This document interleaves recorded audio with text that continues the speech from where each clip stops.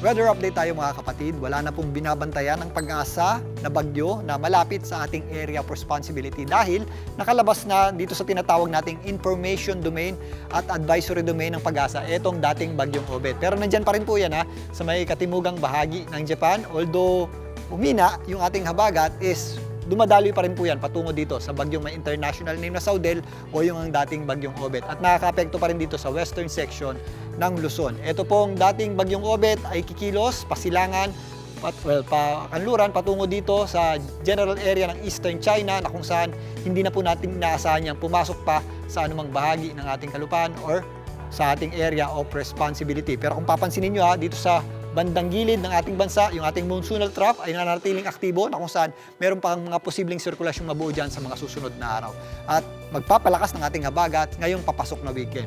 Sa ngayon, posible pa rin po yung ating kalat-kalat na pagulan at medyo mahangin yung ating conditions dito po sa areas ng Central Luzon, lalong-lalo na sa Zambales at Bataan, maging dito sa areas ng Ilocos Region, kasama po dyan ang area ng mga kabundukan ng Cordillera, maging dito sa Benguet at Baguio City. Posible rin po yung ating mga kalat-kalat na pagulan dito sa ilang bahagi ng Cavite, Batangas at Laguna, maging dito sa Occidental Mindoro. At sa mga susunod na araw, lalong-lalo na sa Biyernes hanggang Sabado, mas madadagdagan pa yung ating mga pagulan dahil sa epekto ng habagat o southwest monsoon. Dito nga sa Metro Manila, bagamat nagpapakita po yung ating araw, maula po yung panahon natin at anumang oras sa maghapon, posible tayong makaranas ng mga pagulan at thunderstorms. Kaya bukas, sa may mga lakad at aalis ng bahay, huwag pa rin po natin kalimutan ang pagdadala ng payong o anumang pananggalang sa ulan.